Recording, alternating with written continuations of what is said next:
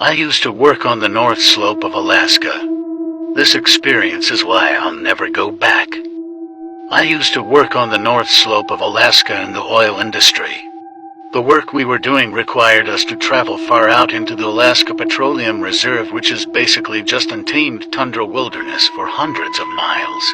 The oil companies would build these long ice roads in the winter that would lead to exploration drilling pads. Our job was to go out after they finished the initial drilling and test rock formations for their oil-producing qualities. It was mid-January.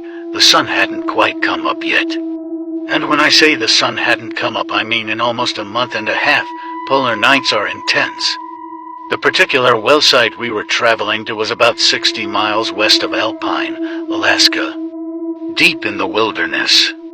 Our job took a week, but we finished and were headed back to camp to finish our hitch and go home.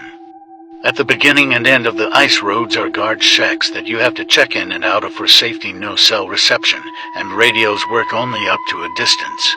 If you don't check in or out in a set time, they come looking for you to ensure you're not a popsicle. It was about 4 in the morning, not that it mattered in the land of endless night, and we were halfway across the ice road. Travel was slow, as the speed limit on the roads is only 25 miles per hour. When something appeared on the road in our headlights.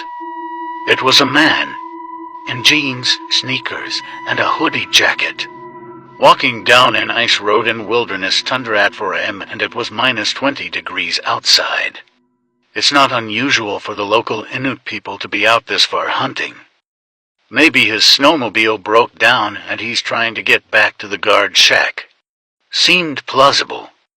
He didn't acknowledge us as our trucks rolled up next to him. He just kept shuffling forward.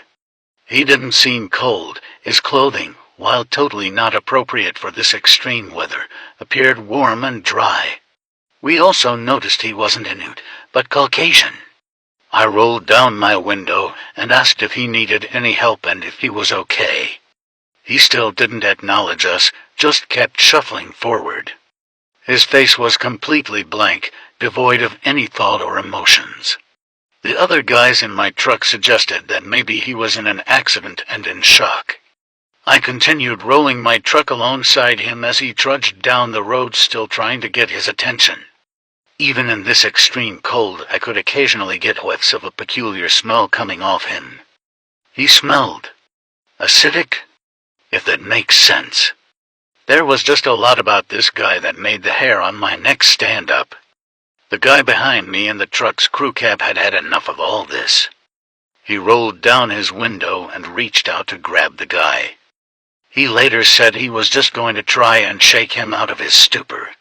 Before my buddy's hand could reach him, though, this walking popsicle spun around and latched onto my buddy's outstretched arm. He glared at my buddy and then at me with this look of pure rage, not removing his hand from his arm.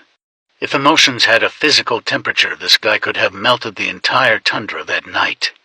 My buddy groaned in pain as he tried to get his arm free from Mr. Popsicle. At that moment, this guy starts screaming in our faces.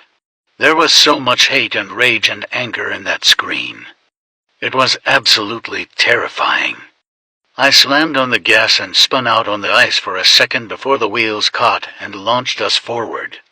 Popsicle Dude still had a hold of my buddy's arm and was trying to pull him out of the truck.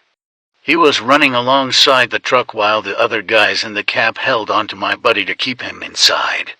After several moments, it could only have been a few seconds at most, my buddy tore free from this guy and we hauled ass to the guard shack another 30 miles down the road.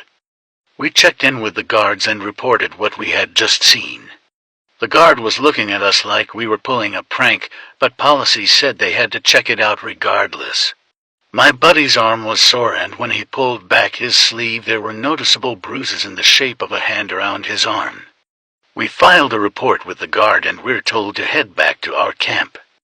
None of us really wanted to talk about what happened, and it was a quiet drive the rest of the way. We flew home the next day.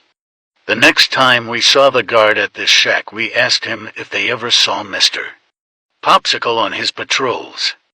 He told us they searched up and down that ice road for a solid 12-hour shift and saw nothing, not even tracks in the snow leading off the road. Follow for more horror stories.